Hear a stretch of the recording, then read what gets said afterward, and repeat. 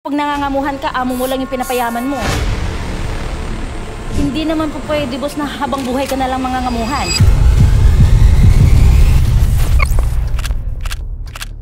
Habol ko sa pagiging OFW seaman is sahod. May mas malaki pa palang sahod.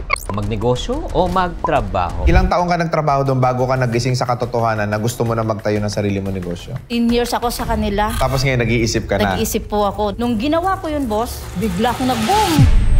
Kahit yung chief cook ng barko, natuwa po. Tapos sabi niya, yayaman ka dahil dyan sa timpla mo. Magkano ang kinikita ni Helen? Tumita ako ng 1 milyon eh. Isang buwan? Yes po, pero wala lang akong physical store. Maraming mga nanonood ngayon, nagtatrabaho sila. Maganda na yung kinikita nila, bakit pa sila magtatry magnegosyo? Good morning, good afternoon, and good evening mga boss. May makakasama tayong isang magaling na negosyante na taga Quezon City. Siya po ang may-ari ng Lens Shawarma House na 6 na branches na ngayon at ngayon ay nasa mga sikat na bazaar dito sa Quezon City. Please welcome ang ating bossing, Boss Helen Martinez. Welcome, boss. Good morning po, boss.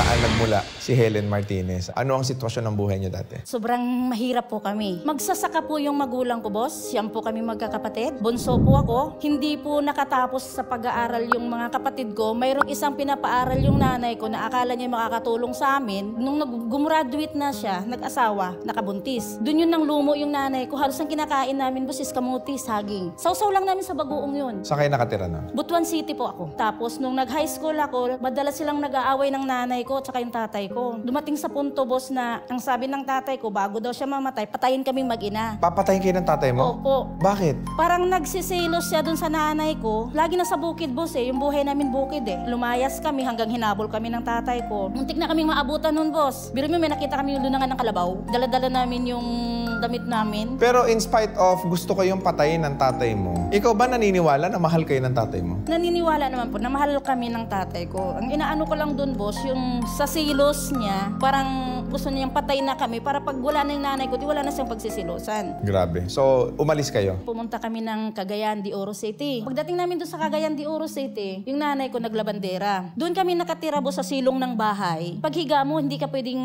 tatayo ka muna. Talagang nakaganyan ka muna, nakasuong ka muna doon sa ilalim para makapasok ka. Tiniis namin sobrang hirap. Yun ngayon, yung tsahin ko, sabi niya, sama ka sa akin. Tagahugas ka lang ng plato doon sa Napolcom. Kapalit lang nun na maghuhugas ka ng plato, yung mga tira nilang ulam. Kakainin namin yun ang nanay ko. Tirang ulam ang kinakain ninyo? Yung tira ng mga pulis. Iuwi namin yun may buto-buto, na may laman. Kinakain namin yun. Kasi wala na kami sa amin eh. Naglayas na kami hanggang may time na may isang sundalo nagyaya sa amin sa Maynila. Pinasok niya ako ng katulong. Hindi ako marunong magsaing. Iyak ako ng iyak. Di ko kaya. Di ko rin kaya magugas ng plato. Pinag-aralan mo lahat? Pinag-aralan ko yun, boss. Ano ba ganitong buhay ito, ma? Sabi ko sa kanya. Sabi niya ganito na lang. May nag-aano sa akin dito na magbabantay siya ng bahay. Kinuha niya ako. Mga ilang taong ka nito? 13. Para makakain lang kami. Kailangan kong magsumikap kasi pagdating ng araw, magkapamilya ako. Di pwede yung ganito. Siguro pag nag-asawa ako, makakaahon siguro at makakain na ako na nasa bahay na lang. Yun ang naisip mo? Yun ang naisip ko. Pero nakagraduate ka ng high school? Nakagraduate ako ng high school. Nag-aral ako ng computer secretarial. Isang sem lang, di ko na tinapos yun. Hindi na ako kayang sustentuhan ng kapatid ko dahil construction lang eh. Mag-adapt tala ako ng trabaho. Sabi ko nang ganun. Nakapasok ako boss sa money changer. Isang buwan lang din kasi hinold up po kami nun. Kasama yung amo ko. Di ibinigay niya lahat. Tapos wala na akong trabaho nun. Sabi ko mag-asawa na lang ako kasi may boyfriend ako nun eh. Akala ko makakaahon ako, boss. Hindi. Yung bang bibigyan ka ng asawa mo 1,000, mumurahin ka pa? 1,000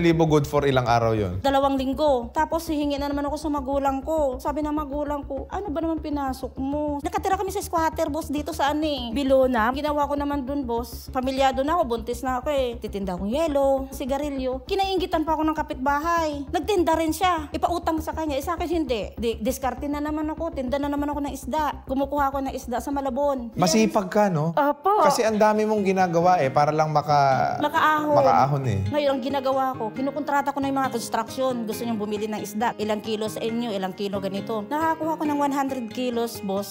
Sabado ng umaga. Nauubos yun. Hinati ko yun, boss. Inipon ko yung kalahati, yung benta ko. Sabi ko, hindi ko ipunin to. Dahil pagdating ng araw, itong tinitirhan ko, baka mamaya idimulis kami. Paano na may anak ako? Ilan na anak mo nun? Isa lang po. Hindi naman ako pwede umasa sa asawa ko Wala Hanggang dumating yung punto na magkanya-kanya na lang tayo. Iniwanan mo yung asawa mo? Opo. Buhayin mo yung sarili mo, buhayin ko yung anak ko. Dahil sa hirap ng buhay? Dahil sa hirap ng buhay. Ikaw ba naniniwala ka na ang pera makakapagpasaya? Hindi rin, boss. Maganda talaga pag buong pamilya Tapos may pera ka. Pera alone, hindi siya makakapagpasaya? Opo. Tapos nakaipon ako nun, boss, ng medyo malaki. Inipon ko lang, hindi ko siya pinapakialaman. Barya-barya doon sa 10 liters na galon ng mineral water. Sabi ko, pwede ko nang ipagawa tong bahay namin kasi mauuntog ka, boss Doon sa squatter? Opo, doon sa squatter. Tapos nung bumagyo, hawak-hawak ko yung bubong. Tapos sabi ko doon sa anak ko, na paglaki mo, hindi pwedeng maranasan mo to. Kailangan kong magsikap, kailangan kong kumayod kahit hindi ako matutulong. Gagawin ko ang lahat. Huwag mo lang maranasan yung naranasan ko. Kasi naranasan niya, sir, yung manonood ng TV, pagsarahan ka ng pintuan Tapos umiiyak ka na lang. Tapos makikita mo yung kapitbahay mo, naglilinis ng isda. Tapos ikaw walang ulam, kitsap lang. Kakapanganak ko lang, kitsap, pag-iulam mo. Magsara na lang ako ng pintuan. Sabi ko, Diyos ko, Ama, patulungan mo naman ako. Makakaraos naman ako. Kasi hindi ko na kaya yun. Gusto ko na magbigti. Humihingi na ako doon sa nanay ko. Sabi ko, hindi ko na kaya, Ma. Gusto ko na umalis. Yung nanay ko yung nagpapatatag sa akin. Ano sabi na nanay? Sabi ng nanay ko, huwag. Palakihin mo yung anak mo ng maayos. Kaya mo, dahil alam ko kaya mo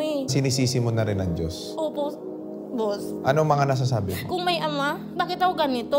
Paano ba to? Ibigay mo naman sa akin yung daan. Kaya kung mabuhay ko yung anak ko, kahit kami lang. Mayroong isang nagsabi sa akin na may shawarma, nangangailangan sila ng crew. Sabi ko, bossing, apply ako. Kasi wala na kami makakain Kinuha niya ako, boss. Nakikita niya yung trabaho, napakasipag ko. Pag nagbenta ka, na halos nasa iyo lahat yung customer. Ang laki ng benta namin pag ako nandun. Nandun pa yung diskarte ko at marunong po ako makipagharap dun sa mga customer. Malayo pa lang sila, ngingiti na ako. Tapos alokin ko sila kahit sabi ko hindi ko alam kung masarap yung produkto ko, basta masarap. Tapos baka gusto niyo pong dalhan yung asawa niyo, pasalubong, bibili boss, hahaba na ng pera, bumibenta kami noon na 150, basar-basar. Tapos nung time na yun, nangangamuhan ka pa neto? Nangangamuhan po ako niyan, boss. Okay, ito tanong ko sa'yo, Ano ngayon ang gusto mong sabihin sa Diyos? Nagpapasalamat po ako ng sobra-sobra sa Diyos. Sabi ko, mali pala yung paninisi ko. Paano mo napatunayan na meron talagang Diyos? Nung nagnegosyo na ako, dahil matagal din ako sa shawarma. Marami sa inyo ang problemado ngayon sa inyong buhay. Marami sa inyo ang hirap talagang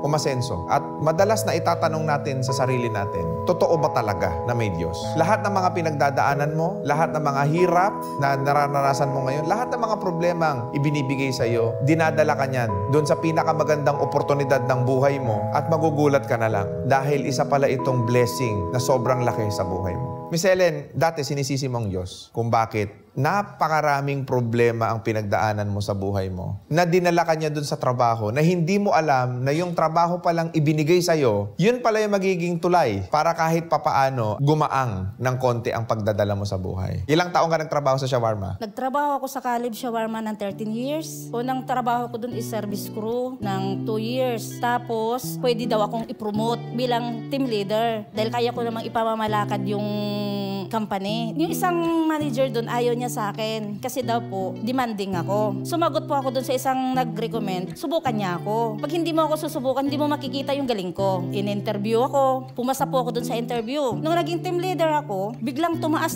yung sales nila, boss. Kung saan nila ako dadalhin pwesto, tumataas yung benta nila. Ngayon, nag-isip na ako nun. Pagdating ng araw, magkakaroon din ako nito. Sabi ko nang ganun, bumibenta ng malaki dahil dun sa diskarte ko. Bakit sila ang pinapayaman ko? Kaya ko naman sigurong payamanin ang sarili ko. Hindi, okay na yung trabaho mo Hindi ka ba natakot na bumalik ka ulit dun sa pagiging sobrang problemado mo? Kasi marami mga nanonood ngayon, nagtatrabaho sila. Maganda na yung kinikita nila. Bakit pa sila magtatry magnegosyo? Ay, hindi naman po pwede, boss, na habang buhay ka na lang mangangamuhan. Bakit? Pag nangangamuhan ka, amo mo lang yung pinapayaman mo. Paano mo masustentuhan yung pamilya mo? Dahil ang sweldo mo magkano lang? Nangungupahan ka pa. Papakain ka pa ng anak. Papakain ka pa ng anak. Papaaral ka pa. Kuryente. Hindi ka pa nga nakasahod. Ubos na. Ubos na. Tapos mayroon pang mga pautang. Sasangla mo yung ATM mo. Kailangan talaga mag-discard at mag-isip ka kung anong gagawin mo sa buhay mo. Kaya sabi ko nga, hindi pwede itong ganito dahil may college ako. Nag-aaral siya sa TIP. Biriin mo yun, boss, kung kakayanin ko yun. Kailangan talaga mayroon akong sariling akin. Ilang taong ka nagtrabaho doon bago ka nagising sa katotohanan na gusto mo na magtayo ng sarili mo negosyo? 10 years ako sa kanila. 10 years, tapos ngayon nag-iisip ka na? Nag-iisip po ako dahil hindi man ngayon shawarma Pag-iipunan ko. Ang naipon ko is 30,000. Magsa-shawarma ako pero hindi pa rin natupad yun, boss. Kasi kinuha ko ng kaibigan ko shawarma din. Ginawa niya akong tendera doon sa rekto. Sabi ko sa kanya, pautangin mo ako ng product, tapos pahiramin mo ako ng burner. Magbasar ako. Prosigido talaga ako, boss, na magkaroon talaga ng shawarma. Ang ginawa ko noon, may nahanap akong basar sa may Santo Cristo, Las Piñas, Fiesta. Nag-inquire po ako doon sa loob ng simbahan na kung may slot pa po ba for shawarma product. Tapos ang sabi niya, boss, opo, mayroon. Pinasok ko unang araw, boss. Ang upa ko ay 300. Buminta ko ngayon 15,000. Pangalawang araw, ganun pa din. Pangatlong araw, sinubok na naman ako ng tadhana. Gusto nang kukunin nung kaibigan ko yung burner niya, saka yung kaldero, saka yung kawali. May naipon naman na ako. Di kinuha niya, nakabili agad ako ng 2 burner. Tapos mga gamit-gamit. Hanggang 1 week kami doon, boss, kumita ako ng kumita. Hanggang lumipat na naman ako ulit ng basar. May nakita naman ako dito sa may Pasig, yung pangalawa kong basar. Buminta ako ng 35,000 a day. Pero hindi ko pa alam kung anong lasa ng shawarma ko kasi binibili ko lang eh. Tapos may biglang pumunta na kaibigan ko ulit. Sabi niya, ate, bakit ka humahango? Ang pinapayaman mo lang naman yung hinahanguan mo eh. Ituro ko sa'yo yung timpla, pero bahala ka kung anong timplang gagawin mo. Di sabi ko, oo nga no. Nagtimpla ako ng araw, okay. Pangatlong araw, boss, kung maalat man ang asin, mas maalat pa dun. Pero, nagugulat ako, ba't ang daming bumibili? Isang customer lang ang nagreklamo sa akin, Miss, ikaw ba may-ari ng shawarma na to? Sabi ko, opo. Ang alat ng shawarma mo. Nag-stop ako ng 1 linggo, boss. Lahat ng shawarma tinikman ko. Ganito pala lasa. Ngayon, mag-iba ako ngayon ng lasa. Ikaw na gumawa nito? Nung ginawa ko yun, boss, bigla akong nag-boom. Ang gaganda ng mga feedback sa akin. Ang sarap ng shawarma mo. Saan nanggagaling yan? Kahit yung chief cook ng barko, natuwa po. Tapos sabi niya, yayaman na yayaman ka dahil dyan sa timpla mo. Ito ang tandaan mo. Minsan lang ako magsasalita. Ginanyan niya yung ulo ko, boss. Nung nagkita kami, sabi ko, sir, maraming salamat. Sabi niya, ano nangyari na sa'yo? May sasakyan ka na. May bahay ka na. Upo, nakabili ako ng bahay. Galing. Nakabili ako ng sasakyan. Pero during those years, dyan sa Quezon City, ano ang suporta ng gobyerno sa mga maliliit na negosyante? Una-una, yung pre-bazar niya. Biglang nag-post si Sir Paulo Boris sa Facebook. Nangangailangan siya ng merchant na food sa may small business sa PBQC. Sabi ko, sir, baka pwede mag-apply. Sabi niya, may shawarma na eh. Sige na, sir. Pasarapan na lang. Yun na lang po yung laban ko. Pag makulit ka pala, mayroon ka palang mapapala. Tinanggap niya ako, boss. Nagtinda ako dun, boss. Libre. Nagbibigay pa siya, boss, ng mga seminar sa DTI, sa mga sanitary. Ibig sabihin, yung gobyerno may mga aktibidad para matulungan at maturuan ng mga tao magnegosyo. Opo. Mayroon pa siyang pangkabuhayan, QC. Dagdag puhunan mo yun. Nakakuha ka ng puhunan? Yes, 20,000 po. Thank you po. Bumili pa ako ng malaking machine na halaga 23,000. Doon po ako buminta ng 70,000. 1 million mahigit. Ilang kayong natulungan ng Quezon City na mabigyan ng ganyang klaseng opportunity? Nasa 300 o 400. Madami po kami, boss. Ay, galing, no? Ano yung pinaka hindi mo makakalimutan na natutunan mo dyan sa programa na yan? Kung paano pahalagahan yung pera, hindi mo siya pwedeng unahin yung iba, unahin mo yung negosyo mo. Ayun. So, ibig sabihin, yung kinikita mo, ibinabalik mo dapat sa negosyo mo. Kasi ako, never akong mamamasyal, boss. Kasi nanghihinayang ko sa pera eh. Hindi ba malungkot ang buhay mo? Masaya po ako. Hindi ka namamasyal, sabi mo. Namamasyal po ako sa pwesto namin. Yun ang kasiyahan mo. Yun na po ang kasiyahan ko. Kasi unang-una, boss, yung paggawa ng shawarma ko, ako eh. Ako yung nagtitimpla. Ako yung namamalingki. Ako yung magdi-deliver. Ako yung magpipick up ng sales. Hindi ka napapagod? Hindi ko na iniinda ang pagod, boss. Bakit? Iniisip ko, pag napapagod man ako, hindi ko natupuntahan to. Anong mangyayari nito? Babalik na naman ako sa una. Andito na ako eh. Ituloy ko to. Kasi may anak din ako. Ano yung prosesong kailangan nilang gawin para maka-avail din sila nung pribilehiyong nakukuha mo? Mayroon po kasi silang nakapost doon sa FB page nila. Kapag halimbawa maglalagay sila doon ng naghahanap sila ng merchants na for PAPQC, kailangan mag-fill up po sila doon sa link. Yung Quezon City Small Business, pwede sila mag-inquire po doon. Pwede Kung kayong mayroon pang mag-inquire. pre-bazar. Patapos mo mag-fill up, ano yung kailangan gawin? Sa chat kanila or doon sa Gmail, magre-reply sila doon. Tanggap ka na nila, pwede ka na magtinda ng ganitong ito yung mga guidelines. Kailangan mo rin i-follow up. Hindi pwedeng fill up ka lang. Kulitan lang yan. Opo, kulitan lang po. Kailangan kulitin mo talaga. Tsatsagain mo. Matsaga ka po kasi pag wala kang tsaga, wala. Okay, tapos? Pag halimbawa nakapasok ka naman na, may GC naman na sila eh. Doon mo na malalaman, nakasama ka na doon, alam mo na kung anong araw. Ano yung mga pribilehiyong pwede nilang makuha kung sakasakaling mag-qualify sila doon sa programa na yon? Puhunan. Hanggang magkano? Depende po. Kasi sa amin ng small business, 20,000. Kailangan ibili mo po siya ng gamit. Para yung gamit na yun, gagamitin mo, bumenta, lumag bago. Iyon ang pagmamalaki mo na ito yung bigay ng lungsod ng Quezon City. Dito ako bumenta. Ako lagi ko sinasabi, itong burner na ito, hindi ko pwedeng gagamitin to dahil dito to sa Quezon City, bumibenta to ng mahigit 1 milyon, isang buwan. Pero hindi ako waldas na tao. Basta kailangan bibilin ko yung kailangan ko. Importante may bahay na ako. May kotse ka na. May negosyo. Bumibenta to ng mahigit 1 milyon, isang buwan. Pero wala lang akong physical store. Dahil Pag tumagal, humina eh. fix ang expenses. Opo, bibili pa ako, papagawa ko pa yon. Construction. Bibili pa ako, opo. Oo. Ganun ang diskarte. Opo. Di ba? Ang galing mo. Siguro, bigyan na rin sa ama ko yung boss eh. Kasi yung hirap na dinaanan ko, nakala mo yung gagapang ka, nagagapang ka. Napakahirap. Tapos ngayon, may anak ako, boss na isa. Kasi dalawang business ko, boss eh. Lens, fresh juice, and shake bar. Tinulungan ka rin ng Quezon City dyan. Binigay ko sa anak ko, boss. Inilapit ko. Tinulungan siya ng Quezon City. Dalawa kaming patok. Kasi yung juice naman din niya, sa akin din ang gagaling eh. Pumatok din to. Dalawa kami harapan, puro patok. Minsan may nagsasurti man itong mag-ina, malakas. Kasama na yung pananampalataya namin sa Diyos eh. O, teka lang, kanina sinisisi mo Diyos ah. Ngayon, hindi ngayon? na. Mayroon pala talagang ama. Dahil kung wala, down na down ako. Hindi ako pwede umangat. Umangat ako ngayon. Sabi ko, kailangan ko pa. Galing. Basta marunong ka lang talaga, unang-una sa pera. Hindi ka madamot sa mga tauhan mo. Dahil yung mga tauhan ko, boss, talo pa yung nagtatrabaho sa call center ang sahod nila. Bukod yung araw nila, kapag nakikita ko silang pagod, may sahod pa sila nun. Libre pa sila pagkain ko. Nung pagkain ko, pagkain nila. Mabait ka na, Opo. amo. Minsan sumasahod sila ng 3,000 a day. 3,000 a day? 3,000 a day. 5 silang crew nun, boss. Kasi ang katwiran ko pera nandyan lang yan. Pero yung tulong at pagod nyo, binigay nyo sa akin. Hindi ko kailangan ng malaking tubo. Masaya kayo, masaya ako, kailangan masaya kayo. Ganyan dapat lahat ng amo. Tapos, ako yung amo na, kumain ka na ba? Hindi pa, kumain ka na. Baka mamaya, dumating yung oras na humataw, hindi na kayo makakain. Gusto nyo, subuan ko na lang kayo. Ganun, boss. Kaya hindi sila umaalis sa akin. Anong masasabi mo dun sa mga may-ari ng negosyo na inalipin na nila yung kanilang mga empleyado? Wag na wag po kayong magiging matakaw na masyado sa pera. Kasi ang pera nawawala eh. Kasi kapag walang crew, hindi kayo bibenta eh. Tapos yung empleyado ko ngayon, doon ka matawa. Pagdating ng December, halimbawa, 2 kayong crew sa isang store ko. Yung binta na yan, hindi ko kukunin. Yan yung pinakabonus ko sa inyo. Bahala kayo kung taasan nyo, bawaan nyo. Basta ibibigay ko sa inyo yung buo. Yung? Buong sales ng isang araw, 24. Kasi may sinasabing bonus. Di naman ako company. Small business pa naman ako eh. Small business pero meron kang bahay, meron kang kotse, meron kang 1 milyon buwan-buwan. Sana all ng small business ganyan. Bibinta sila ng 25, 2 hati kayo. Bahala na kayo, nandiyan na kasama sahod nyo. Hindi ko kukunin yun. Kumbaga, yung kabutihan na ginagawa sa'yo, Pinalitan ng kabutihan ng crew ko. ibinabalik mo rin yung kabutihan na yun. Opo. Kaya lagi kong sinasabi sa kanila, kung wala ako, wala kayo. Kung wala kayo, wala ako. Di magtulungan tayo. Yes, okay. So, nakakatuwa lang, no? Kasi 6 na yung branch mo ngayon. So, saan-saan itong mga nakalagay? Mayroon po ako sa Quezon City Circle, sa may Elevated Garden. Quezon City Hall, Rising Garden. Tapos mayroon akong Greenfield, Weekend Market, sa may Mandaluyong. Mayroon din po ako sa Pasig na isa, sa may Plaza Bonifacio. So, yung mga bazaar ba, malaki ba ang kitaan dyan? Opo, boss. Depende din po doon sa produkto na binibenta mo. Sa palagay mo, bakit isa sa pinakamalakas yung Lens shawarma? Kasi unang-una, boss, yung produkto ko po, pure na baka. Tapos, yung mga siniserve namin is puro bago, hindi kami nagsiserve ng paulit-ulit. Kung ano yung itutuhog namin ngayon, kailangan mauubos yan. On a monthly basis, magkano ang kinikita ni Helen? Ang pinakamalaki ko sa bazaar is 84. Isang araw. Isang araw sa isang pwesto. Ang pinakamababa ko po is 23,000. Yung 6 na pwesto, sa'yo lahat yon. Sa akin lahat yon. Pero yung 6 na yun, boss, mayroong isang tagilid. Pero hindi ko siya ikinalulugi. Sa 6 na branches, sa isang buwan,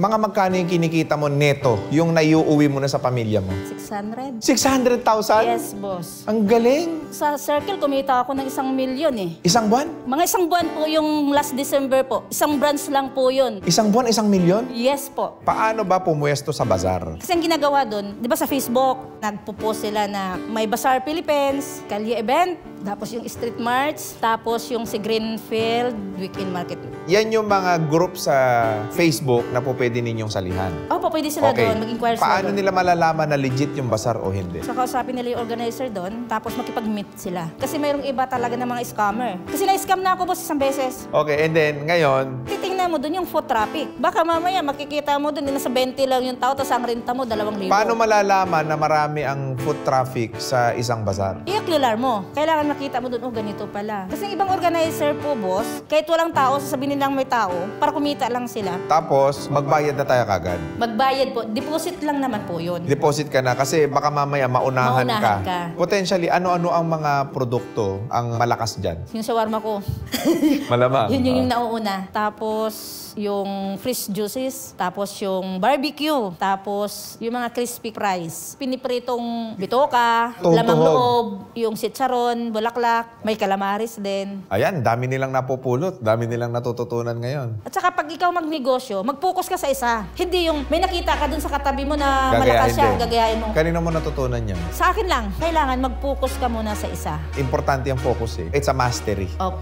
Lagi natin tatandaan na ang pinaka-valuable na asset natin bilang negosyante, bukod dun sa pera natin, is yung oras natin. Pag nahati na yung oras mo, na wala na yung focus mo dyan sa negosyong pinupukusan mo, na kumikita na, maniwala ka sa akin, babagsak at babagsak. Tignan natin, ang iba't ibang mga klase ng mga multi-billionaire. Bago sila nag-diversify ng negosyo nila, talagang malagong-malago na. And kung magpapalago tayo ng negosyo, eventually, we make sure that it is actually vertically aligned doon sa negosyo natin. Example, si ma'am, kung shawarma ang negosyo niya, probably balang araw, pwede na siyang gumawa ng supplies, commissary chain. Nakakatipid na siya ngayon sa cost ng magiging produkto mo. Ang kasunod niyan, baka balang araw may sarili ka na rin bakahan. Si Len Shawarma, baka po pwede na ito for franchising. Yun yung integration. Yes po. Yun na nga po yung balak ko eh. Kasi may lupain ako doon sa Mindanao, pamana na magulang namin. Kaya sabi ko nga doon sa kapatid ko, ano kaya kung mag-shawarma ako dito sa Butot, mag-alaga tayo ng baka? Darating tayo dyan, sabi ko sa kanila. Hindi naman ako dito lang sa Maynila eh. Di lalo na nag-viral po ang Len Shawarma doon sa PBBM rally sa Quezon City. Dahil Masarap na po yung product ko. anong masasabi mo doon sa mga tao ngayon na para bagang pinagbagsakan na sila ng mundo doon sa nararanasan nila sa buhay ngayon? Yung lahat ng klase ng problema, challenges sa buhay, nasa sa kanila ngayon. Huwag kayong mapaghinaan ng loob. Kailangan nyo talaga ng marunong kayo sa lahat. Hindi pwede yung isisisi mo yung kahirapan mo sa ama. Kaya mo yun. Pagdating ng araw, katulad ko, yung pera, andyan na. Ano ang gusto mong sabihin sa lungsod ng Quezon City na kaya ka kumikita ng milyon-milyon ngayon ay dahil doon sa oportunidad, tinuruan ka magnegosyo, binigyan ka ng kapital? Nagpapasalamat po ako kay Mayor Joy Belmonte, kay Mamona Silinyap, kay Sir Paulo Bores dahil doon sa ibinigay niyang opportunity sa akin, sa pangkabuhayan, lalong-lalo na yun sa Free Bazaar. Ang laki pong tulong na binigay niyo po sa amin, mga mahihirap. Ano naman ang gusto mong sabihin sa nanay mo? Kung nabubuhay pa yung nanay ko, sasabihin ko sa kanya, dapat masarap na rin ang buhay niya, boss. Lahat ipatikim ko sa kanya yung hindi niya nararanasan noon. Ako yung magbibigay. Kasi sabi ko minsan, boss, umiiyak ako. Sabi ko, kung buhay ka lang, ma, napakasarap ng buhay mo, hihiga ka na lang dyan. Uupo ka na lang, andyan na lahat. Anong gusto mo ibibigay ko? Pero wala na eh. Binuntong ko na lang sa anak ko, sa apo ko. Minsan ba may pagsisisi sa puso mo na bakit ba ngayon lang kasi ako umasenso? Hindi, boss. Wala rin sa isip ko yun. Napatawad mo ba ang tatay mo? Matagal na, boss. Pumunta po ako dun sa kinakausap ko kahit patay na. Nandun po ako, dalawa sila. Nung nabubuhay siya, napatawad mo na ba siya? Hindi. Galit po ako, boss eh. Pero sa puso mo, napatawad mo na siya ngayon? Matagal na po, boss. Kung nabubuhay yung tatay mo, anong gusto mong sabihin sa kanya? Nagpapasalamat po din ako sa kanila na kahit mahirap, itinaguyod pa rin niya kami. Kahit kumakain kami ng kamote, lahat kami kakain. Hindi pwedeng hindi sila kakain kung hindi kami kakain. Pare-pareho kami. So napatawad mo talaga siya truly? Opo, matagal na, boss. Kasi kung hindi ko napatawad, hindi ako aabot sa ganito eh. Bakit mo nasabi na kung hindi mo napatawad, hindi ka aabot sa ganito? Ibig sabihin, naniniwala ka, ang pagpapatawad ay makakatulong sa pag-asenso ng isang tao? Hindi naman, boss. Kasi pag hindi mo napapatawad, andun yung yung sa puso mo bigat. Ang pagpapatawad nakakatulong para umangat at umasenso ka sa buhay. Bakit? Kasi walang kaluwagan ng puso mo kung punong-puno ka ng puot at galit eh. At yung puot at galit na nasa puso mo, maniwala kayong lahat sa akin mga boss. Natutulog ka, tinutuntun mo yung daan papunta sa tagumpay, naghahanap buhay ka, nagsisipag ka, nagtitiis ka. Yang bigat sa puso na yan, hindi ka dadalhin doon sa tagumpay na gusto mong marating sa buhay mo. Kasi danas ko sa buhay yan. Kaya sa lahat ng may kagalit ngayon, patawarin nyo na yung mga kaibigan ninyo,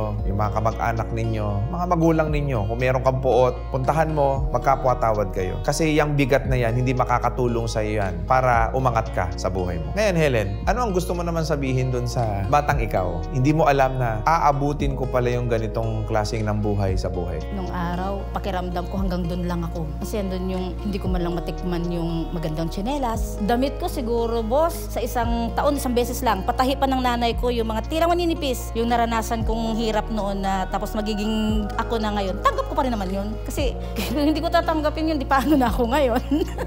Opo. So baka meron kang gustong batiin, pasalamatan? Gustong i-promote? Pasasalamatan ko din. Ipopromote ko yung event namin sa Greenfield Weekend Market. Lalo na kay Ma'am Shena Joyce ng Kalye Event. Napakagaling na organizer. Mura lang po yung pa-event niya pero pag bumenta ka naman, malaki. Maraming salamat. Lalo-lalo na po sa iyo, Boss RDR Raymond De Los Reyes. Maraming salamat po dahil pagkakataon ko na po ito na napunta ako dito na hindi ko po alam. Nagulat na lang po ako. Andun yung una nung kaba. Pero iniisip ko, kaba, ito na yata yung magpapadagdag ng yaman ko. Maraming salamat, Ma'am Helen. And sa lahat ng nanonood sa inyong TV at maging sa social media, please do not forget to subscribe and click that notification bell sa aming Facebook and YouTube account. And available na rin po kami sa TikTok, sa Instagram, and sa Spotify po, si Boss RDR. Muli, magkita-kita tayo sa susunod na RDR Talk.